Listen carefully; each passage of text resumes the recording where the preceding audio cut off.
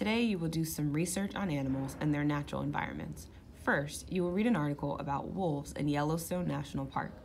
Then, you will read an article titled The Missing Links. As you read these sources, you will gather information and answer questions about animals and their environments so you can write a response. A Howling Success by Jerry Bishop.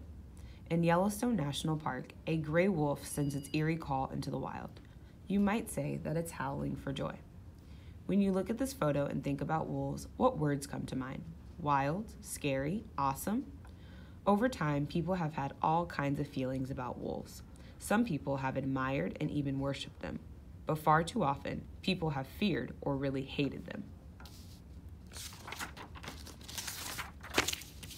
In fact, many American pioneers disliked wolves. They worried that the predators would attack their cows, sheep, horses, or even children, so they killed every wolf they could.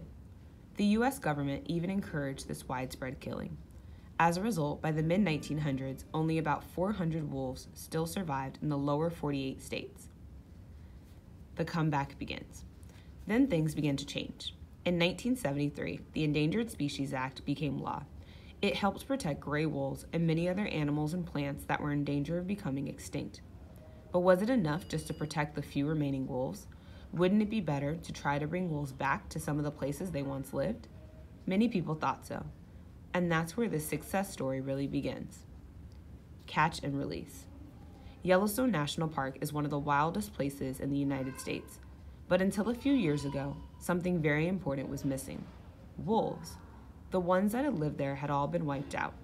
To set things right again, the U.S. government decided to bring wolves back to Yellowstone. The plan took off in 1995 when scientists captured 14 wolves in Canada. Wolves were still plentiful there.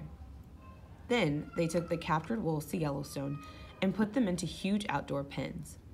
As soon as the wolves got used to their surroundings, the scientists set them free in the wild. Finally, after about 70 years, wolves were roaming Yellowstone once again. Early success. Within a few hours of leaving their pens, the wolves made their first kill. It was an elk, a kind of huge deer that had been their favorite prey in Canada. The wolves, it seems, were quickly making themselves right at home. Elk had been living wolf-free in Yellowstone for many years. Their herds had grown bigger and bigger. More young grew into adults. Even the old and weak herd members managed to survive longer than usual. But from now on, the wolves would help to keep the number of elk under control. The caption says, "Waiting game." As some wolves pace nearby, an elk finds safety in an icy stream. Later, the pack gives up the hunt to bed down, while the elk dashes to safety. With so many meals on hoofs running around, life was good for the wolves. Plenty of food meant that they could raise plenty of pups. During their first year in the wilds of Yellowstone, the wolves gave birth to a grand total of 9 little ones.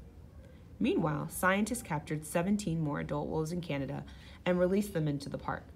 In the spring of 1997, 9 different Yellowstone wolf packs had a total of 67 new pups.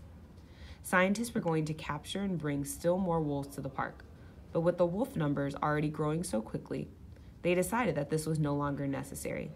The plan was working out even better than they had hoped. Tracking the packs. Over the past 13 years, wolves have been thriving in Yellowstone National Park. Today, more than 170 of them are scattered among 11 packs there. Elsewhere in the West, wolves have made an amazing comeback too. But are the animals truly safe yet? Scientists are doing all they can to make sure they are. For instance, they're keeping track of the pack's movements and frequently checking the wolves' health. They're also watching the packs defend their territories. And they're studying elk and other wolf prey to see how they're surviving in a new kind of world, one where wolves often rule.